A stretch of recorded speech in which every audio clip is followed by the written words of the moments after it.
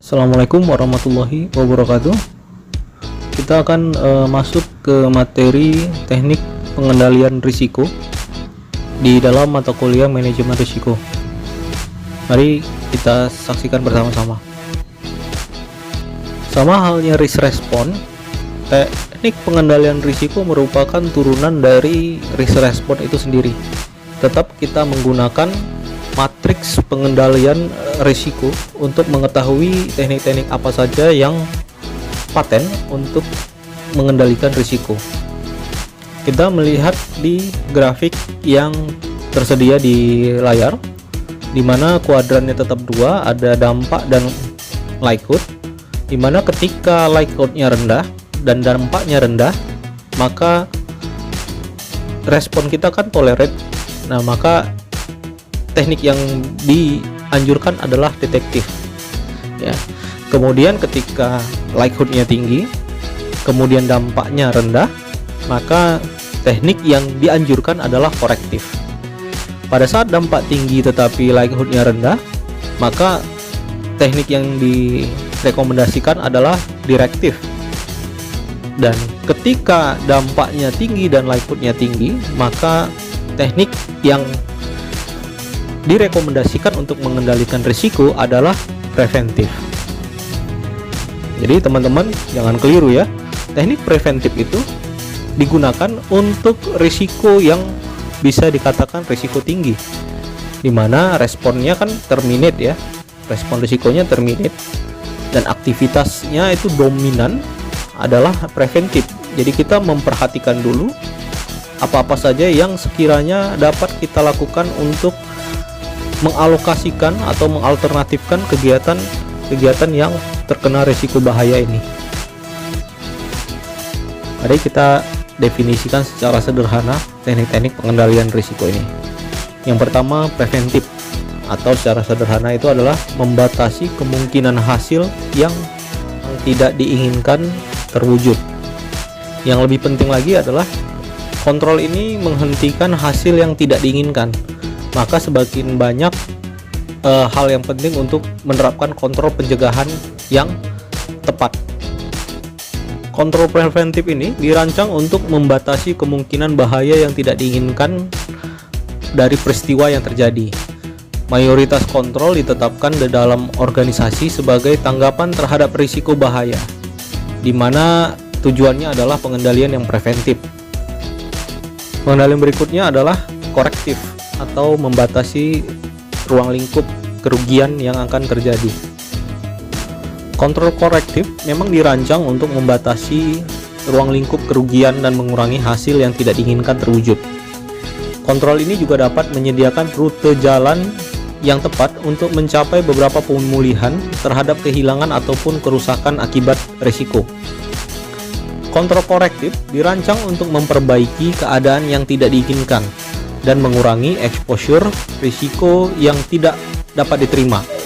Kontrol tersebut menyediakan metode kunci di mana risiko yang mungkin terjadi itu diperlakukan sehingga menjadi lebih kecil kemungkinannya terjadi, atau bisa jadi dampaknya menjadi jauh lebih berkurang. Di dalam istilah umum, kontrol korektif dirancang untuk memperbaiki situasi. Contohnya di dalam lantai produksi ada penjaga mesin yang bertugas untuk menjaga kondisi mesin, dan ini adalah bentuk dari kontrol korektif.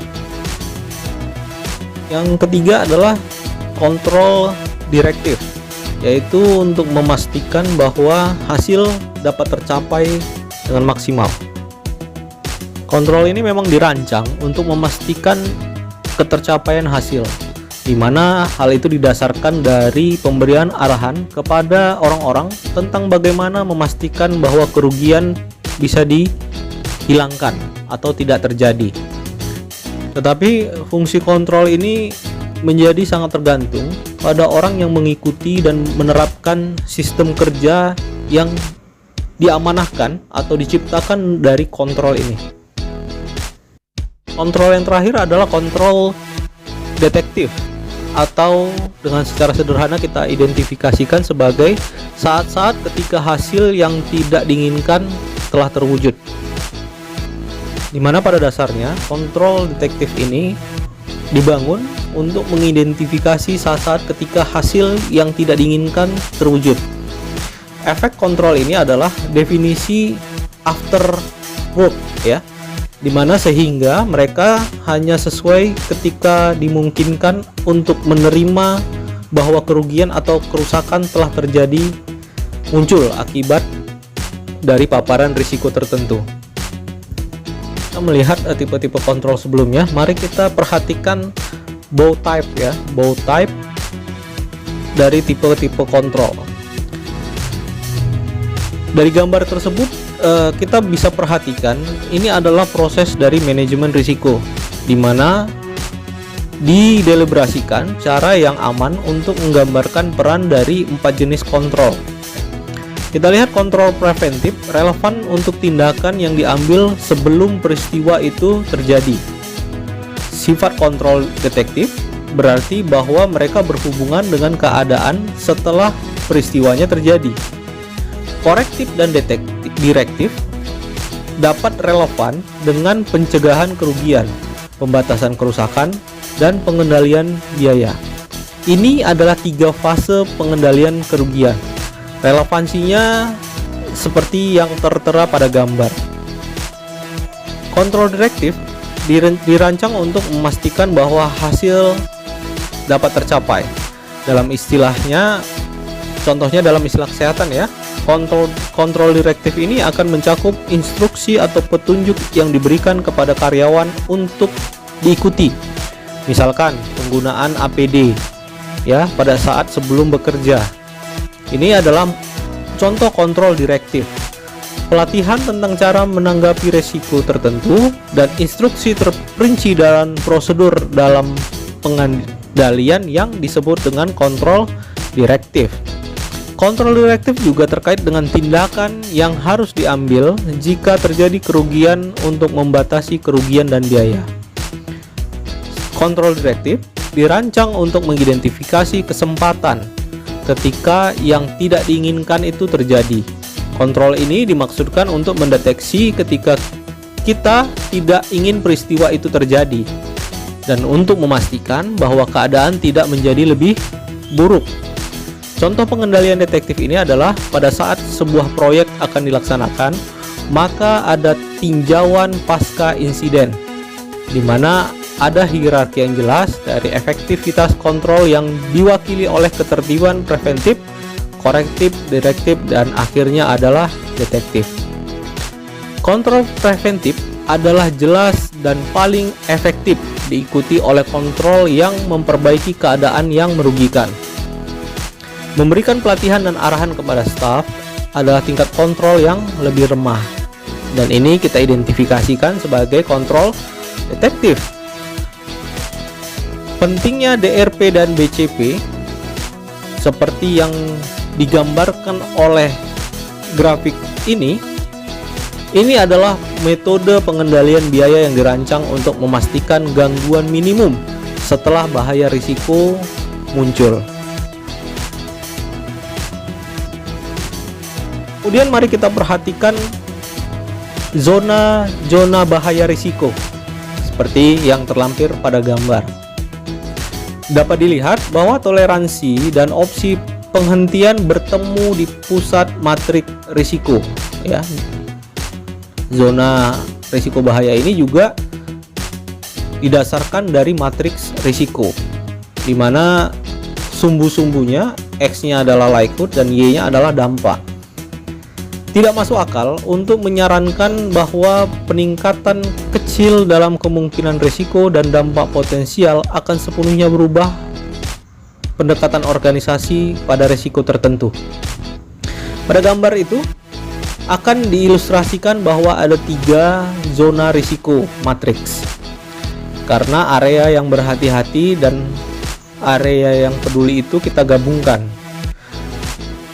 Dalam grafik ada disebut dengan zona kenyamanan ya, atau comfort zone. Nah, di comfort zone ini didominasi oleh kejadian dengan kemungkinan kecil berdampak rendah ya. Likelihood-nya itu rendah, dampaknya juga rendah. Seperti yang dilihat, ada tingkat dampak potensial yang selalu berada pada comfort zone. Juga ada tingkat kemungkinan yang selalu dianggap sangat rendah sehingga akan mungkin terjadi. Namun, karena kemungkinan risiko dan potensi dampak meningkat, suatu titik tercapai di mana penilaian diperlukan apakah risiko itu dapat ditoleransi atau tidak. Keputusan adalah diberlakukannya zona hati-hati atau pada judgment line. Kemudian teman-teman perhatikan, garis yang memisahkan antara zona hati-hati dengan zona yang bersangkutan mewakili selera risiko organisasi. Zona hati-hati dan zona yang bersangkutan tersebut bersama-sama menggambarkan variabilitas yang dapat diterima dari tingkat risiko yang dianggap bisa diterima oleh organisasi, dan ini sangat variabilitas dan volatilitas di tingkat risiko tertentu. Karena kemungkinan risiko dan dampak potensial semakin meningkat, maka muncullah garis kritis atau critical zone, di mana ketika risiko berada di atas garis kritis, organisasi akan khawatir tentang toleransi risiko-risiko tersebut. Dan kemudian organisasi tidak akan dapat menghentikan risiko ini, baik karena mungkin mewakili keharusan bisnis atau mungkin karena terkait dengan strategi bisnis lainnya, atau bisa jadi ada hal-hal yang diinginkan oleh stakeholder ya, atau pemimpin perusahaan. Teman-teman, jadi dalam video ini teman-teman sudah tahu bahwasanya setidaknya ada 4 teknik dalam mengelola dan mengendalikan risiko, yaitu preventif, korektif, direktif, dan detektif. Kita akan menjelaskan dengan studi kasus, dan teman-teman bisa perhatikan pada saat perkuliahan berlangsung. Terima kasih atas perhatiannya. Sehat selalu. Wabillahi taufiq wal hidayah. Wassalamualaikum warahmatullahi wabarakatuh.